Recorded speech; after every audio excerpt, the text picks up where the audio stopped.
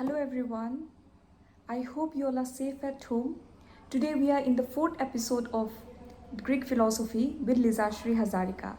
Here we will move from the pre-Socratic period to the Socratic period. In this video we will discuss about the Sophist school of philosophy and Socrates. In the later part of the video we will be discussing some of the two to three key points on how they are differentiating from each other. So let's start with our lessons for today, that is Sophist school of philosophy. The Sophists were the great thinkers who developed philosophy as to look into the matters concerning human beings. They were interested basically in man and the society, always reflecting on civilization and culture. Humanism was basically depicted from their teachings. So till now what we have discussed about philosophy which is concerned about the outside world.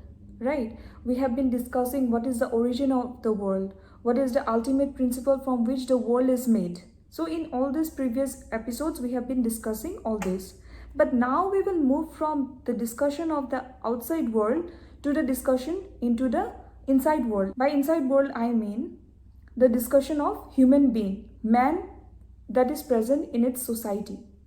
Okay, the philosophy of sophists began around 5th century. From this period, philosophy is explained no longer in terms of legendary stories, but philosophy was now being treated as an affair involving human beings. So these sophists were primarily concerned in educating the young minds, in training their minds, basically for their political life. For the sophists, the mind of an individual being is the most important factor in the process of knowing.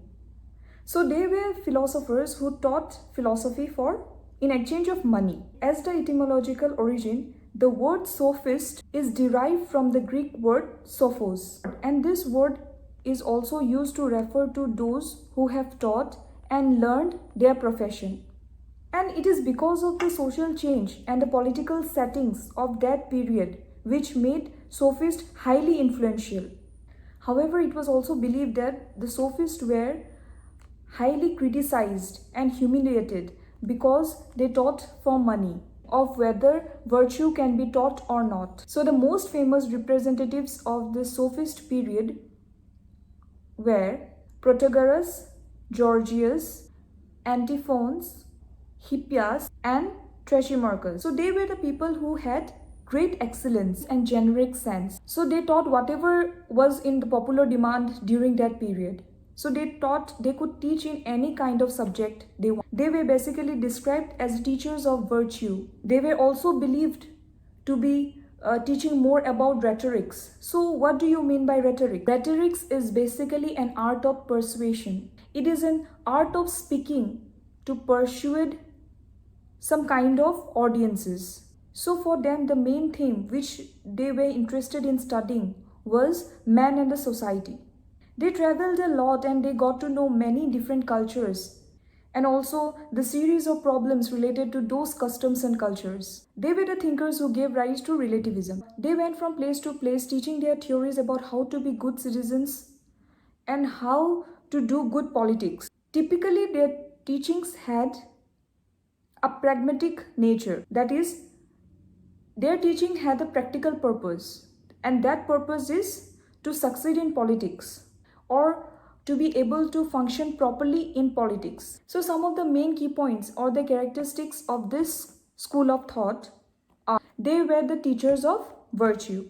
The second point is that they were the first professionals in teaching and they charged high amount of money for whatever they taught. Third, they were the teachers with well-defined projects in terms of educating the people.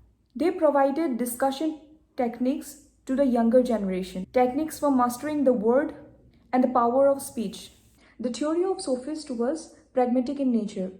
Humanism was basically depicted from their teachings. The seventh point is that the theory of sophists was pragmatic in nature. The things and actions were supposed to be good if they were satisfactory to human beings or if they were useful to human beings. So the earliest known sophist was Protagoras. So Protagoras was the one who said that man is the measure of all things. From this part, the sophist school, usually the question that is asked is based on this quote.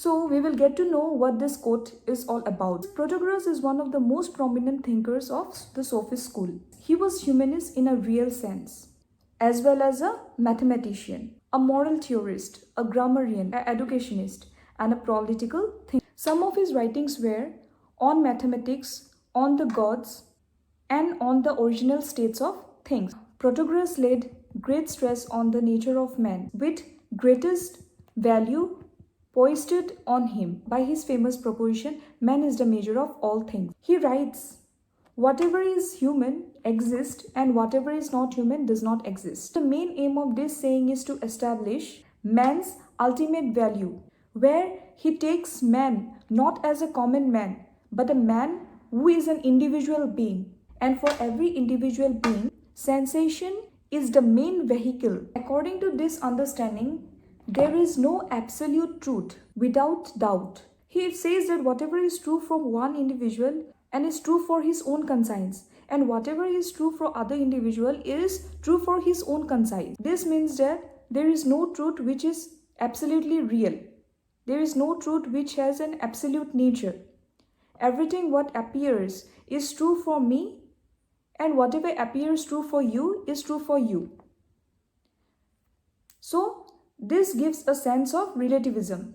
The concepts of the world like justice, truths, beauty, etc. are relative in nature.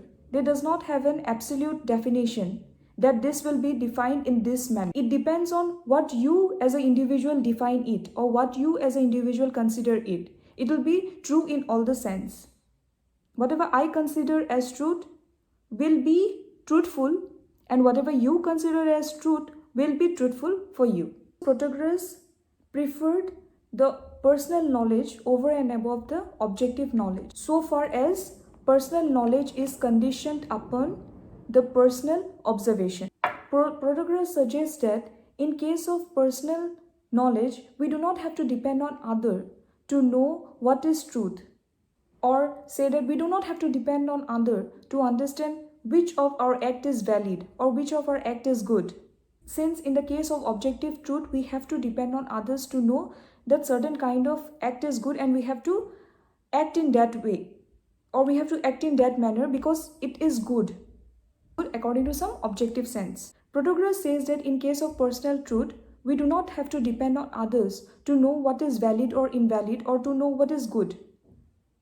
However, in case of objective knowledge, we have to depend on others to know what is truth, or how do we need to act in certain kind of situations. He believes that though there may be dissimilarities about the notion of truth, that I may believe something as truth and you may not, though that exists, but he believes in the personal truth of knowledge. Protagoras were charged for impiety and atheism because of the book he wrote, and he mentioned that as for God, I am unable to understand whether God exists or not. While Protagoras preached that everything is true, Gorgias, another sophist, taught that nothing exists and nothing is true. The title of his book was On Nature or the Non-Existent. So in the book which he wrote, On Nature and the Non-Existent, he tried to prove three propositions. The first proposition is nothing exists.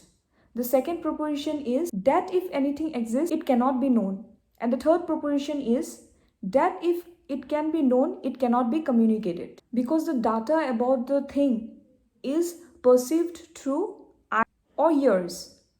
But when we are trying to explain or communicate that thing, we are trying to use it in our language. We are trying to portray it in our words. So that cannot grasp the ultimate reality.